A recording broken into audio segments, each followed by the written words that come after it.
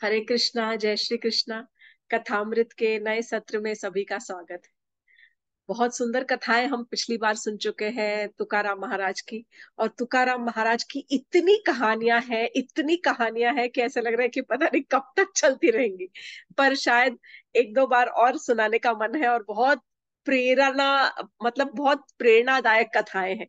तो इसलिए रुकने को भी मन नहीं करता कि भाई ये चैप्टर बंद करके और कुछ नया शुरू किया जाए। तो आज भी बहुत सुंदर दो कहानियां आप सबको सुनाने वाली हूं मैं, तुकाराम महाराज की ही। तो पिछली बार हमने तुकाराम महाराज की छत्रपति शिवाजी महाराज के साथ की बहुत सुंदर सुंदर कुछ कहानियां सुनी। आषाढ़ी एकादशी की और एक एकादशी की कहानी हमने सुनी। आज भी खैर एकादशी ही है। तो आ, अब ऐसा है कि तुकाराम तब तक बहुत प्रख्यात हो चुके थे, फेमस हो गए थे, सब तरफ उनका नाम बोलबाला हो गया था। और उनके अभंग जगह जगह गाए जा रहे थे।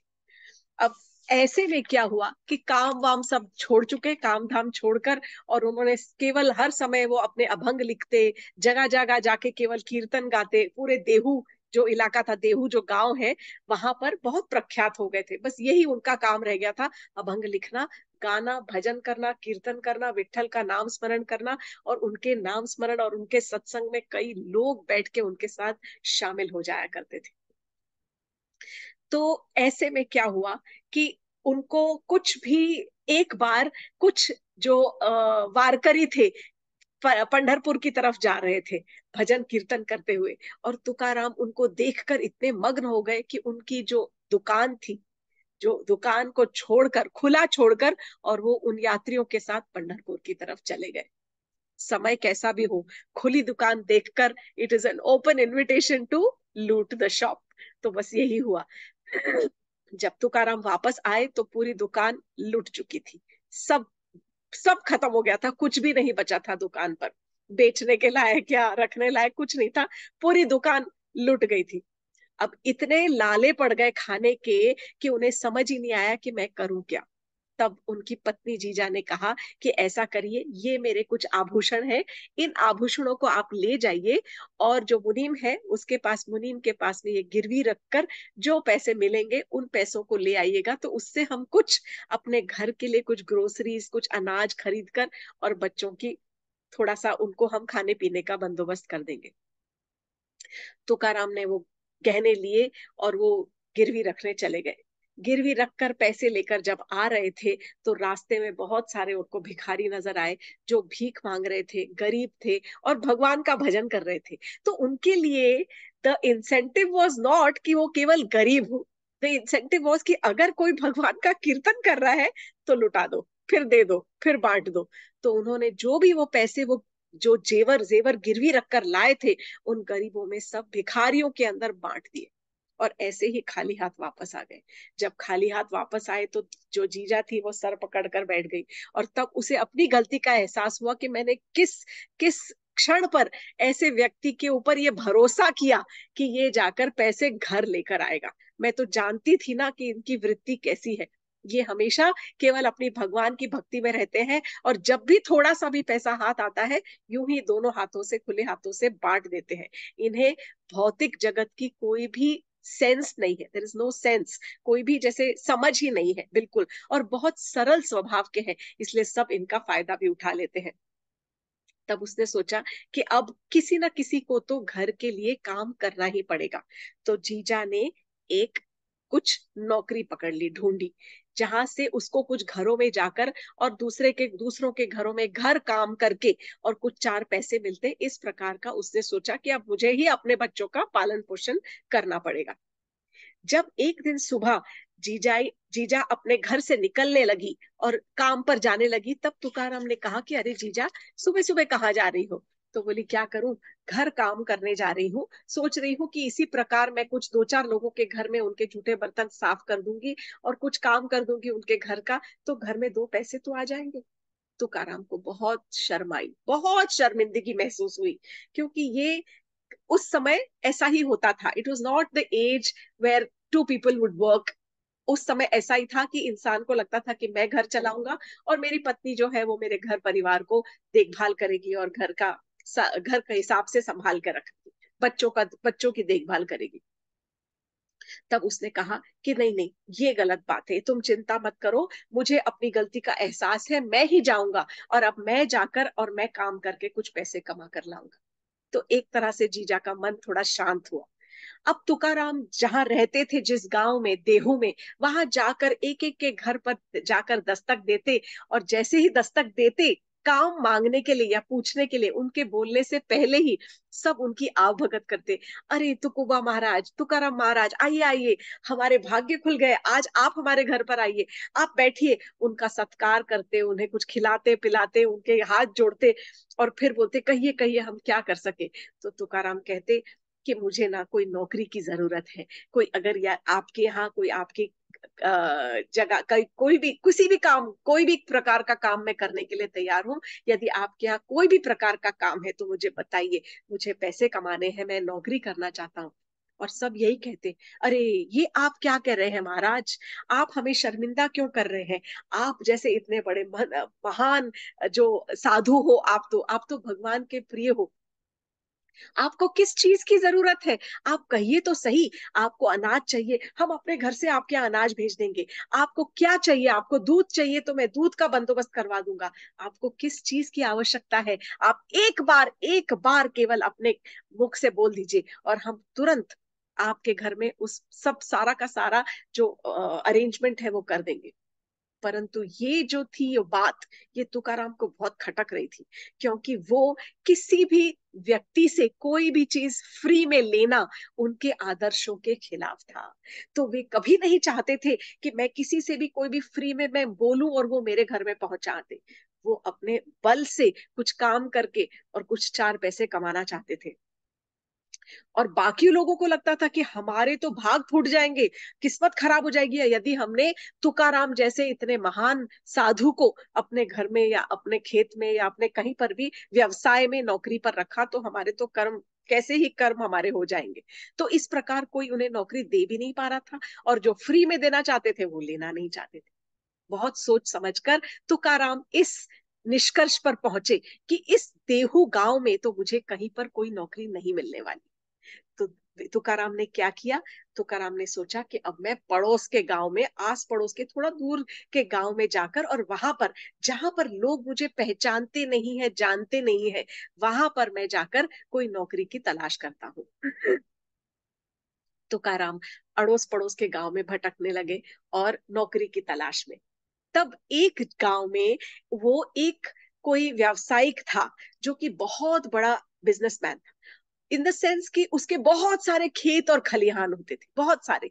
तो वो वृद्ध व्यक्ति था, और उसके घर पर पहुंचे और उसके घर पर कहने लगे कि आप जो कहेंगे, जो भी आप बोलेंगे, मैं सब तरह का काम करने के लिए तैयार हूं। उस वृद्ध व्यक्ति को उनके ऊपर देखकर थोड़ी दया आ गई। बहुत पैसे वाला, बहुत धनाढ़ व्यक्ति था वो यहाँ, परंतु तुकाराम को कोई जानता नहीं था। तो उसने कहा, अच्छा, आप काम करना चाहते हैं तो एक काम कीजिए, मेरे बहुत सारे बड़े बड़े खेत हैं, अभी 2-3 महीनों में वहां पर कटाई शुरू हो जाएगी, पर 2-3 महीने तक वहां पर थोड़ा संभालना पड़ेगा, मुझे किसी व्यक्ति की तलाश है जो वहां पर खेतों में ये ध्यान दे सके कि इन 2 महीने में कोई भी चिड़िया पक्षी, कोई जीव जंतु आकर मेरा जो खलिहान है, खेत है, उनको नाश ना करे, उनकी जो उपज हो रही है, एग्रीकल्चरल जो प्रोड्यूस है, उसका नाश ना हो। तो तुकाराम ने कहा, आप जो बोलेंगे ना, मैं वो सब करने के लिए तैयार हूँ, आप मुझे केवल बताइए मुझे करना क्या है। तो बोले, देखिए, वहां पर मेरे बड़े बड़े खेत के बीच में मैंने बहुत ऊंचा सा एक मचान बनाया हुआ है। मचान अर्थात जैसे लाइक अ स्टेज जैसा स्ट्रक्चर। तो इतने बड़े मचान के ऊपर आप खाली बैठिएगा, और जैसे ही चिड़िया आए या कुछ आए तो उसे उड़ा दीजिए। बस आपका केवल यही काम है, ध्यान देना कि कहीं पर कोई चिड़िया या कोई जीव जंतु या कोई जो जंगली जानवर वगैरह ना घुस जाए खेतों के अंदर, और खेत बर्बाद ना कर दे, मेरी खेती ना बर्बाद कर दे। 2 महीने में, 2.5 महीने में कटाई शुरू हो जाएगी, तब तक के लिए। तो बोले, जो आज्ञा हुजूर, जो बोलेंगे वो मैं करूंगा। तब वो जो व्यक्ति थे व्यावसायिक, उन्होंने क्या किया, उन्होंने ढेर सारा अनाज तुकाराम को दिया और कहा कि ये अनाज सबसे पहले आप अपने परिवार को देकर आ जाइए। देखिए, एक मन में रहता है कि जिससे हम काम करा रहे हैं उसको यदि हमने इतना सारा दे दिया तो उसका मन जो है इतने बड़े खेत को देकर ललचाएगा नहीं। तो इसी this is sine of an intelligent businessman. तो उसने पहले से ही इतना सारा जो था वो अनाज भर कर दे दिया और कहा कि अपने बीवी बच्चों को तुम दे के आ जाओ ताकि वो तुम्हारे पीछे 2 महीना शांति से बैठकर खा सकेंगे। तुकाराम ने अनाज अपनी पत्नी जीजा को दे दिया। जीजा बहुत खुश कि अब मेरे पति को कुछ नौकरी मिल गई। 2 महीने पति दूसरे गांव में कहीं पर काम करने जा रहा है। तुकाराम बहुत बहुत सिंसियरली जाकर उस मचान पर चढ़कर बैठ गए। उनके लिए तो this was like a dream job, है कि नहीं? क्योंकि वहां पर करना क्या था, तो उन्होंने सोचा यहाँ पर मैं आराम से बैठूंगा और बैठ के दिन रात अपने पांडुरंग का भजन करूंगा। तो बस वो गाते रहते, पांडुरंग हरि राम कृष्ण हरि। इस प्रकार हमेशा दिन रात बस भजन में मग्न रहने लग गए। उन्हें बिल्कुल होश नहीं था कि उनके इतने सुंदर गायन से और उनके शांति से वहां बैठकर भजन करने से बहुत सारी चिड़िया आती, अनाज चुग चुग के खा खा के चली जाती, अपने और सहेली चिड़ियों को लेकर आती। और इस प्रकार बहुत सारे जो खेत के अंदर की जो अनाज था वो सब चिड़िया आकर चुग जाती थी। कई बार वो देखते कि अरे ये देखो कितनी प्यारी प्यारी कितनी सुंदर सुंदर चिड़िया है, जो भगवान के बालक ही तो है ये सब चिड़िया।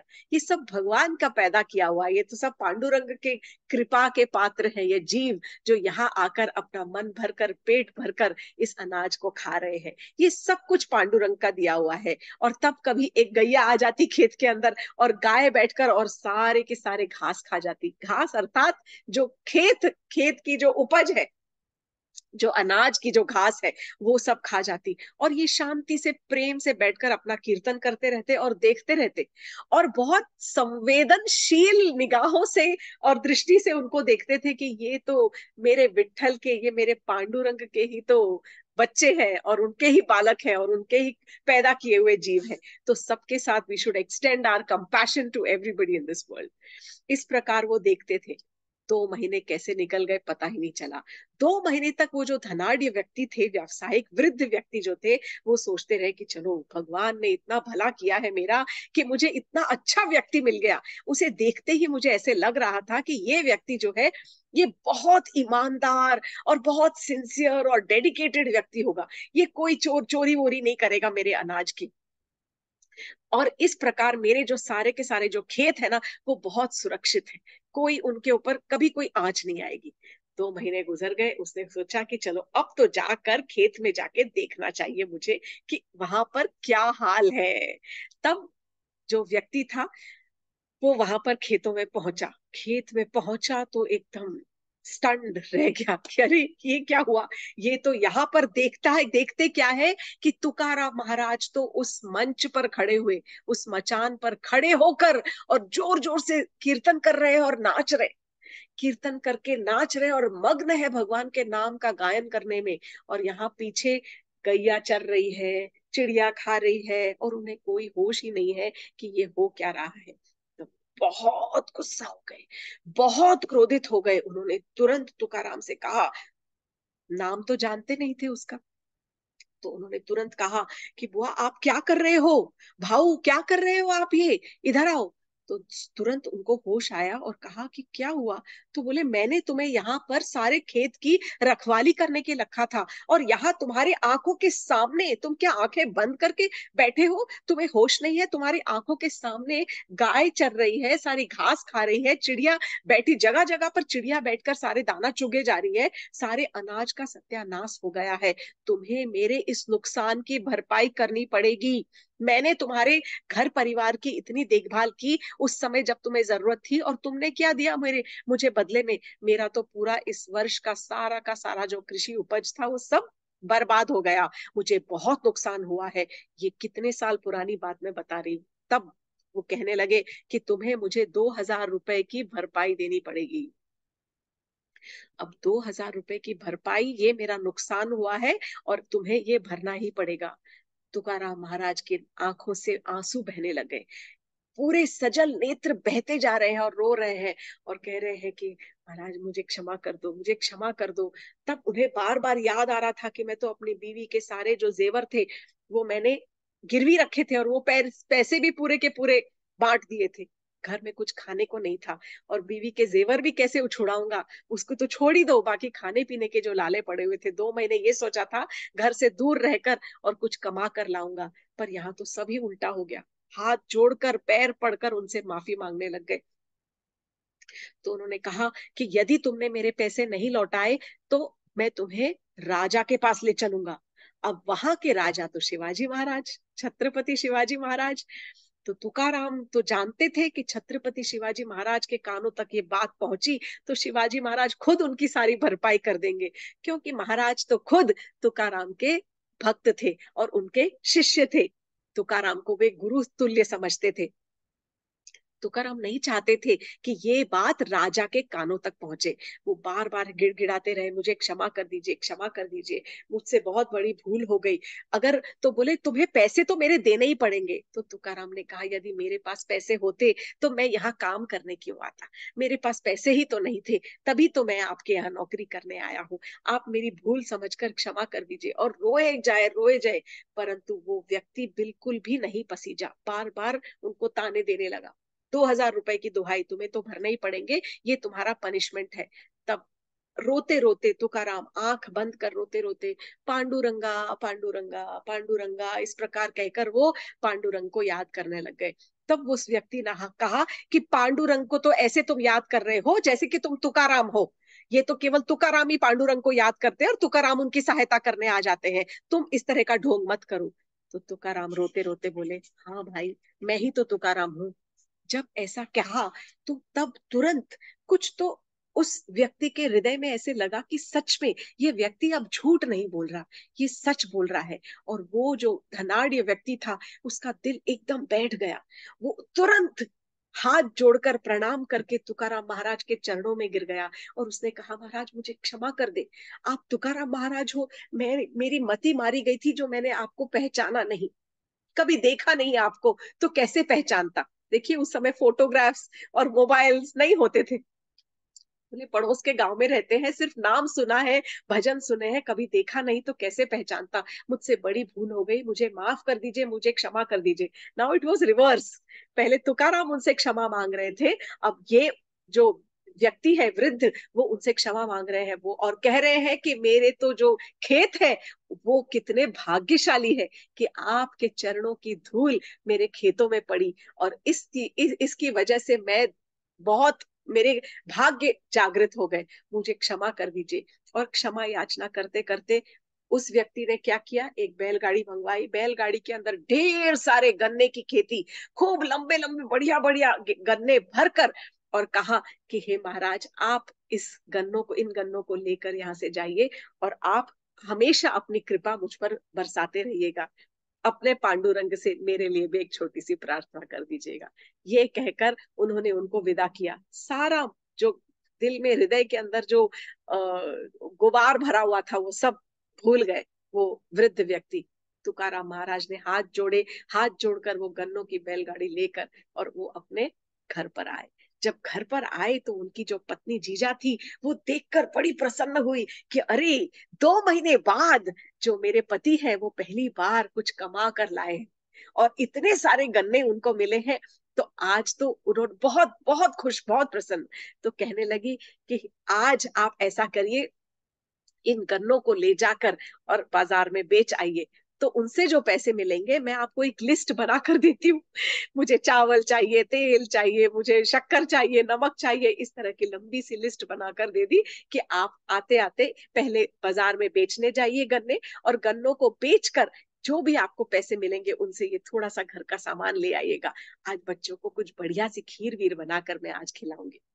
तुकाराम ने सोचा चलो बहुत बढ़िया मौका है अपनी पत्नी और बच्चों को प्रसन्न करने का। अब वो जैसे बाजार जा रहे थे तो रास्ते में उनको एक विट्ठल का मंदिर नजर आया। तो उन्होंने सोचा कि अरे, इस विट्ठल के मंदिर में भगवान को प्रणाम करते हुए निकलते हैं। जब वहां पर बैलगाड़ी रोकी और मंदिर जाने से पहले वहां पर बहुत सारे बच्चों ने घेर लिया तुकाराम को। देखिए, देहू में सब जानते थे तुकाराम को, तो सारे बच्चों ने तुकाराम को घेर लिया और बोलने लगे, अरे गन्ना चाहिए, गन्ने चाहिए, हमें भी गन्ने चाहिए। तब तुकाराम ने बहुत प्रेम से क्या किया, सारे के सारे गन्ने बच्चों को बांट दिए, एक शर्त पर। बच्चों से कहा, चलो हम सब मिलकर कीर्तन करते हैं, सत्संग करेंगे, नाचेंगे, और तब उसके बाद सबको मैं गन्ने दूंगा। बच्चों ने खूब जोरदार कीर्तन किया, उछल उछल कर नाचे, हरि नाम का, पांडुरंग विठल के नाम का कीर्तन किया, खूब बहुत जोरदार कीर्तन मंदिर के बाहर बहुत समय तक हुआ। और उसके बाद प्रसन्न होकर पांडुरंग वो तुकाराम महाराज ने सारे के सारे गन्ने बांट दिए, एक गन्ना उनकी बैलगाड़ी में बचा था। बांटने के बाद मन बहुत खुश हुआ, विठल के मंदिर में गए, विठल भगवान को प्रणाम किया हाथ जोड़ करके, क्या बढ़िया आज का दिन था, और कहकर, और फिर वो जब बाहर आए, तब आते आते उनको एहसास होने लग गया कि अरे मैंने क्या कर दिया। ये मैंने क्या कर दिया, मैंने तो सारे के सारे गन्ने बांट दिए, और जीजा तो कितनी गुस्सा हो जाएगी, कितनी क्रोधित होगी। कोई बात, देखा जाएगा। बैलगाड़ी लेकर, और तब उनके हाथ में वो चिट्ठी निकली कि अरे ये जो इतनी लंबी चिट्ठी दी थी उसका क्या होगा।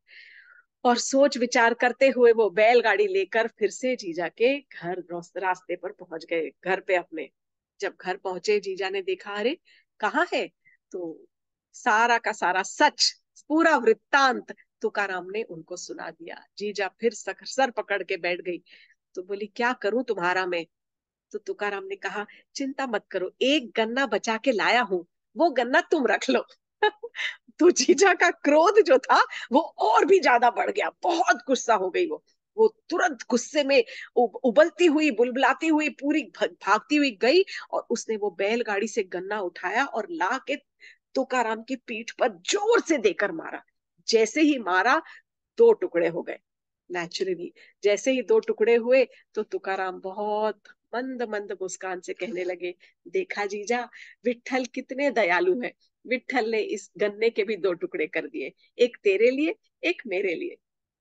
जीजा फिर से अपना सर पकड़ के बैठ गई। तब उसके मन में, हृदय में ख्याल आने लग गया कि सारा गांव मेरे पति को इतना उच्च सम्मान देता है, इतना मान सम्मान और इतना प्रेम देता है, और कहा मैं हूं जो इनको पूरे दिन के रोजमर्रा के जो लफड़े होते हैं रोजमर्रा की जिंदगी के अंदर, मैं इनको बांध के रखने की का प्रयत्न कर रही हूँ। ये तो मेरी मूर्खता है, मैं ही नहीं समझ पाई कि जो मेरा पति है वो भगवान का कितना बड़ा भक्त है। सारा गांव और कितने सारे गांव इनकी भक्ति की दुहाई देते हैं, इनको कितना सम्मान देते हैं, और इनसे आशीर्वाद लेने आते हैं, इनके पैर छूते हैं, इनकी एडवाइस लेने आते हैं, इनसे शिक्षा ग्रहण करने आते हैं, और कितने सुंदर सुंदर इनसे कथा और प्रवचन सुनते हैं। ये सोचकर उसने अपने दिल को सांत्वना दे दी, हृदय को, कि अब मुझे इस व्यक्ति से, अपने पति से, इस भौतिक जगत की कोई भी चीज वस्तु के लिए मुझे कोई भी उपेक्षा नहीं करनी चाहिए, अपेक्षा इनसे नहीं करनी चाहिए। वी शुड नॉट एक्सपेक्ट, क्योंकि ये जो है ये बड़े कार्यों के लिए बने हैं, ये तो इनका डायरेक्ट हॉटलाइन है भगवान के साथ, मैं इनको भौतिक बंधनों में क्यों बांध के रखूं। कुछ समय के बाद में वो जो धनाढ़ व्यक्ति था, वृद्ध जो था, उसने अपने खेत की कटाई करवाई, और वो जितना अनाज बना था उसने उसको बेचा। जितना उसका मुनाफा हर साल होता था, उतना मुनाफा रखकर इस बार बहुत कई गुना ज्यादा मुनाफा हुआ था। तो बहुत सारा अनाज भर भर कर उसने तुकाराम महाराज के घर पर भेज दिया। ये है भगवान विठल की कृपा। तो ये एक जो कहानी थी, जिससे जब तुकाराम महाराज ने एक बार कहीं पर कुछ काम करने का प्रयत्न किया, और उसकी कथा थी। एक बार और की कहानी है कि एक तुकाराम महाराज जो थे, पड़ोस के एक गांव, लोह गांव की कहानी। लोह गांव में जाकर वो कथा और प्रवचन करने वहां पर पहुंचे। रोज उनका वहां पर प्रवचन चलता था, और कई सारे गांव वासी जो थे वो वहां पर आकर उनके कथा और प्रवचन सुनते थे। इस कथा में हम ये सुनेंगे कि किस प्रकार तुकाराम जो थे उनको संत की उपाधि मिल गई। बहुत सुंदर कथा है, खासकर जब भगवान का इतना बड़ा उनके ऊपर, इतनी कृपा उनके ऊपर रही है। Absolutely amazing story. तब उस समय सारे के सारे जो गांव वाले थे, भर भर कर बड़ा सा पंडाल बनाया गया जाता था, और उस पंडाल में सारे के सारे जो श्रोता बैठते थे और बहुत ध्यान से उनकी कथा सुनते थे, उनके अभंग सुनते थे, उनके साथ बैठकर कीर्तन करते थे। गांव के कई लोग जाते थे। एक दिन की बात है कि एक व्यक्ति के घर में उसका छोटा सा बालक जो था, वो बहुत गंभीर, वेरी क्रिटिकली इल, बहुत गंभीर अवस्था में था। कुछ दिनों से बीमार चल रहा था, पर उस दिन खासकर ऐसे लग रहा था कि अब तो इसकी हालत बहुत ज्यादा गंभीर हो रखी है। गांव के लोग बहुत ज्यादा गरीब थे, उनके पास उस समय उतने पैसे नहीं हुआ करते थे। दूसरा सबसे ज्यादा इंपॉर्टेंट बात यह है कि उस समय जो चिकित्सा थी, चिकित्सा के जो रूप था, वो बहुत प्राचीन तरह की चिकित्सा थी। It was very primitive. जिस तरह से आजकल बहुत बढ़िया तरीके से इलाज होता है, उस तरह वैसा नहीं होता था। तब जब वो व्यक्ति घर से जा रहा था, तब उसकी पत्नी ने कहा, देखिए आज तो बालक की हालत बहुत खराब है, बहुत ज्यादा खराब है। आपको दिख रहा है कि बालक की हालत कितनी गंभीर है, क्रिटिकल है, परंतु आप है कि आप ये छोड़कर और आप वो प्रवचन सुनने जा रहे हैं। तो उस व्यक्ति ने कहा, तो क्या करूं, मैं यहाँ पर रहकर क्या कर लूंगा, मैं इसका देखभाल करने वाला कौन होता हूँ। देखभाल करने वाले तो केवल एक पांडुरंग है, एक विट्ठल भगवान है हमारे। जैसा उनकी इच्छा होगी वैसा ही होगा। वो ही सबके करता धरता है, वो ही सच में, he is the real care taker. वो एक्चुअली में सबके रखवाले हैं, सबकी देखभाल करने वाले हैं। और ये कहकर वो जो व्यक्ति था, वो अपने घर से प्रवचन के लिए चला गया। अब थोड़ी देर के बाद में, कुछ घंटों के बाद में, उस बालक की हालत और ज्यादा गंभीर हो गई और उस बालक ने अपने प्राण त्याग दिए। जब बालक ने प्राण त्याग दिए तो उसकी माता की हालत बहुत खराब हो गई। उसने रो रो कर बहुत बहुत अपनी हालत खराब कर ली। वो अपने आप को संभाल नहीं पा रही थी एक बार बच्चे को देख देख कर, परंतु उसके साथ में वो क्रोध से भर गई। इतना ज्यादा क्रोध, किसके अगेंस्ट, अपने पति के अगेंस्ट, तुकाराम महाराज के अगेंस्ट। इतना क्रोध हुआ, उसने अपने मृत बालक को अपनी गोद में उठाया और लेकर तुरंत भागती हुई उस पंडाल की तरफ पहुंची।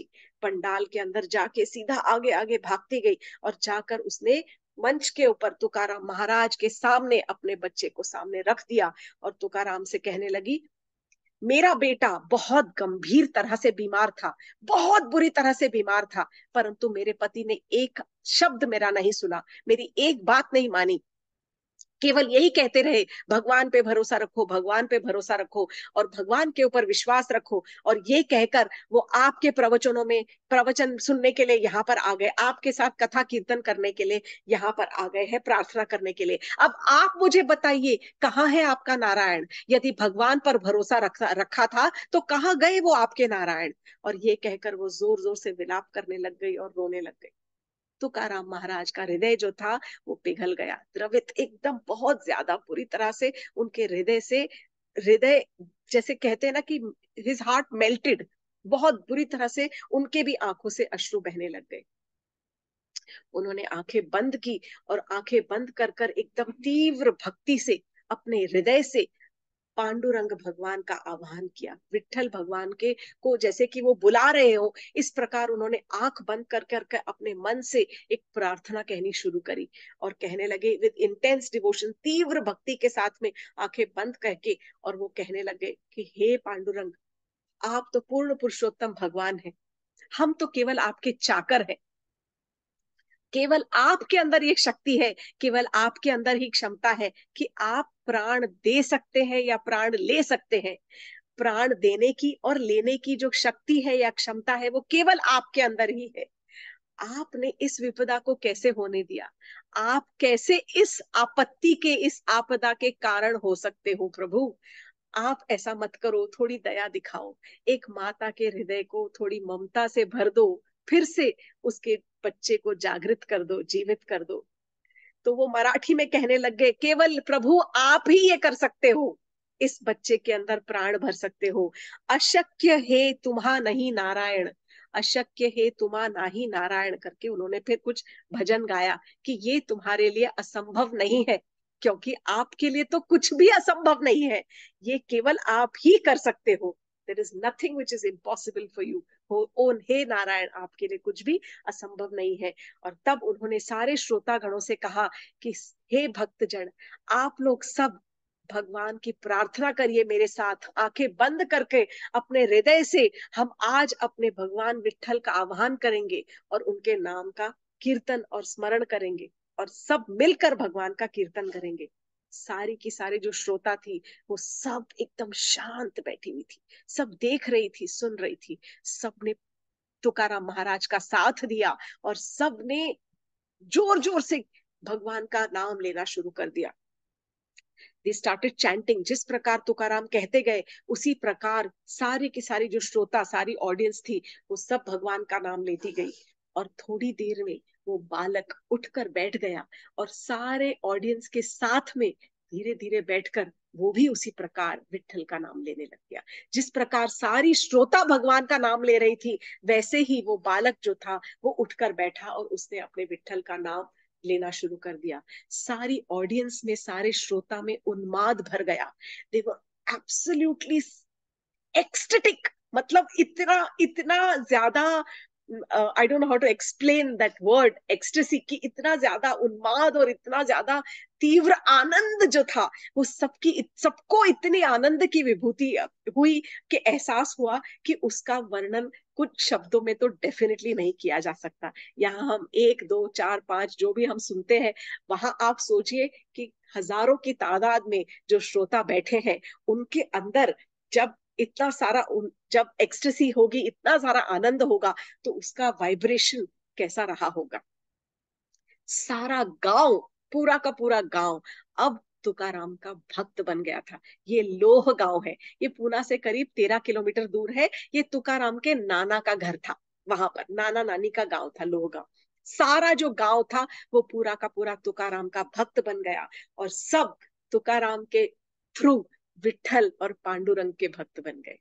इस कथा के बाद में, इस एपिसोड या इस ये जो प्रसंग के बाद में, तुकाराम महाराज को संत तुकाराम कहा जाने लग गया। यहाँ पर हम आज की कथा को विराम देंगे और आप मुझे बताइएगा कि आपको संत तुकाराम की कुछ और कहानियां सुननी है या कुछ और हम कथा कोई और करें, तो मुझे बताइए, क्योंकि तुकाराम महाराज की बहुत सारी कहानियां, हो सकता है मे बी, क्योंकि दो से ज्यादा एक बार सुना नहीं सकती, तो दो दो करेंगे तो शायद एक या दो दो एपिसोड्स तो कम से कम और कथामृत के करने पड़ेंगे। तो मुझे जरूर आप बताइएगा, क्या कोई और कथा सुननी है तो वो भी मैं डेफिनेटली आपसे शेयर करूंगी। Hare Krishna, thank you very much, धन्यवाद, जय श्री कृष्णा।